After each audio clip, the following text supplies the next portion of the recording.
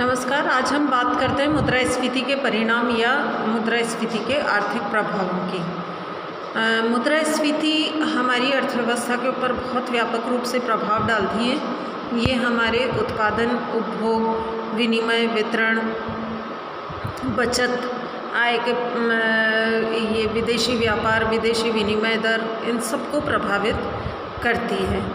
इसके मुख्य आर्थिक परिणाम अगर हम देखें तो सबसे पहला है हल्की मुद्रास्फीति उत्पादन बढ़ाने के लिए टॉनिक मानी जाती है।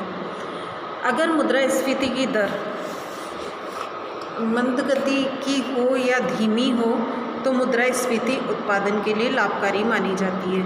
इससे उद्यमकर्ताओं और व्यापारियों को प्रेरणा मिलती है, जिससे आर्थिक क्रियाओं को लाभ पहुंचता है। इसलिए साधारण मुद्रास्फीति जैसे 3-4% सालाना मुद्रास्फीति की दर उत्पादन के लिए प्रेरणादायक और उपयोगी मानी जा सकती है।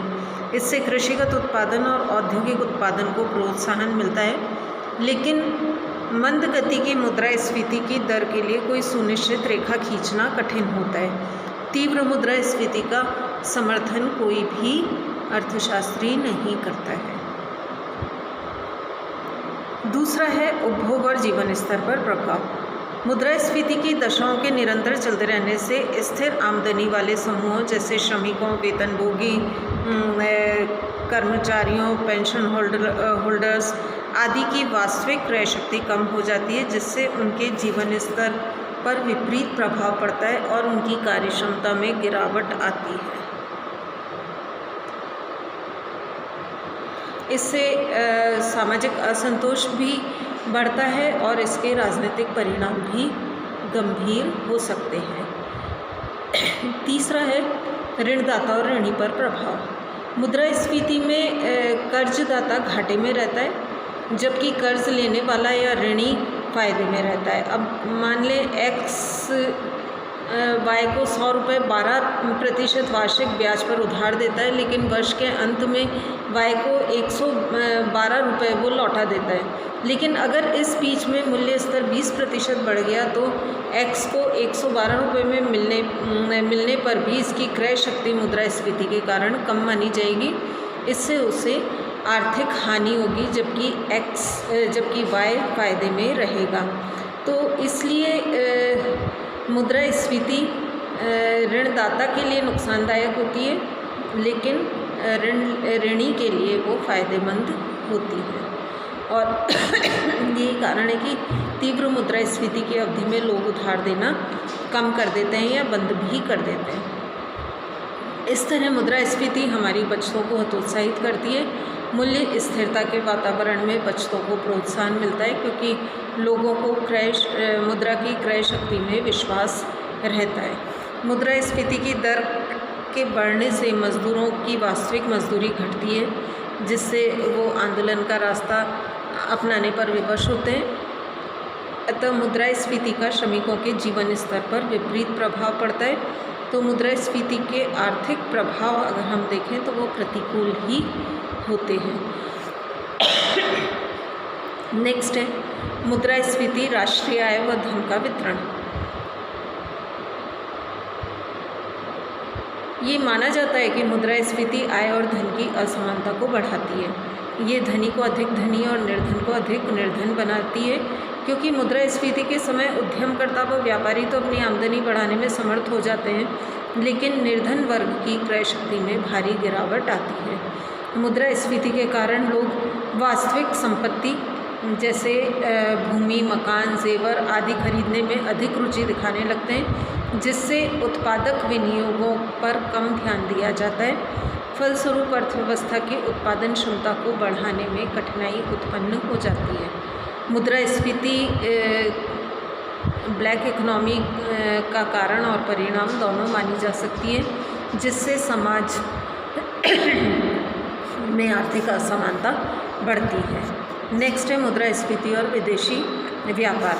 मुद्रास्फीति के कारण एक देश की विश्व के बाज़ारों में प्रतिस्पर्धात्मक शक्ति घटती है, जिससे निर्यात बढ़ाने में कठिनाई होती है और आयात बढ़ने लगते हैं।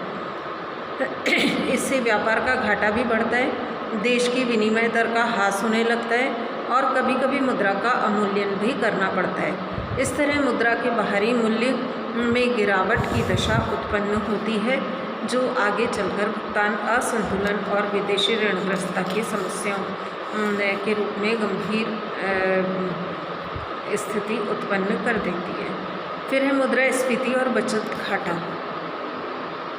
एक देश में मुद्रास्फीति और बचत घाटों का चोली दामन का साथ माना गया है। मुद्रास्फीति के कारण सरकार का योजना और गैर योजना व्यय बढ़ता है और आय के साधन अपर्याप्त रहने के कारण बजट का घाटा ऊंचा हो जाता है, जिसकी पूर्ति के लिए घाटे की वित्त व्यवस्था का सहारा लिया जाता है, जिससे मुद्रा की पूर्ति को बढ़ाना होता है। इससे मुद्रास्फीति बढ़ती है। इस तरह मुद्रास्फीति, बजट घाटा व मुद्रास्फीति के दुष्चक्र निरंतर चलते रहते हैं। नेक्स्ट है मुद्रास्फीति अर्थव्यवस्था में अनेक प्रकार के असंतुलन उत्पन्न करती है। समाज में आय की असमानताएं बढ़ने से धनिक वर्ग के लिए विलासिता और आराम की वस्तुएं उत्पन्न करने के लिए उत्पादन के साधनों का उपयोग किया जाता है, जिससे उत्पादन का ढांचा विकृत और खराब हो जाता है। इस एक तरफ समाज अनिवार्य वस्तुओं के अभाव में कठिनाई भुगतता है, तो दूसरी तरफ विलासिताओं के उत्पादन में सीमित साधनों का दुरुपयोग जारी रहता है। इस तरह मुद्रास्फीति अनेक प्रकार की विकृतियां और विसंगतियां उत्पन्न करती है, जिनको ठीक करना कठिन हो जाता है। मुद्रास्फीति को कई सिरों वाला दैत्य भी कहा जाता है। यह न केवल आर्थिक दुष्परिणाम उत्पन्न करता है, बल्कि संपूर्ण सामाजिक, राजनीतिक और प्रशासनिक तंत्र को झकझोर डालता है। इसलिए इस पर नियंत्रण पाना बहुत आवश्यक माना गया है।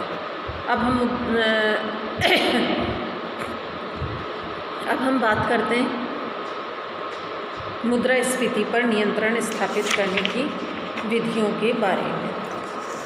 विकसित और विकासशील देशों में मुद्रास्फीति को नियंत्रित करने के लिए कई प्रकार के उपाय काम में लिए जाते हैं।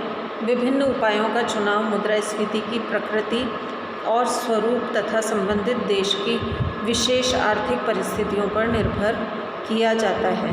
मुद्रास्फीति पर नियंत्रण के उपायों को हम 3 भागों में बांट सकते हैं, जिसमें पहला है मौद्रिक उपाय, दूसरा राजकोषीय उपाय, तीसरा भौतिक और अन्य उपाय।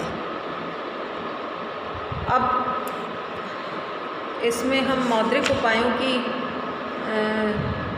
अब इनकी बात अब अपन नेक्स्ट क्लास के अंदर करेंगे।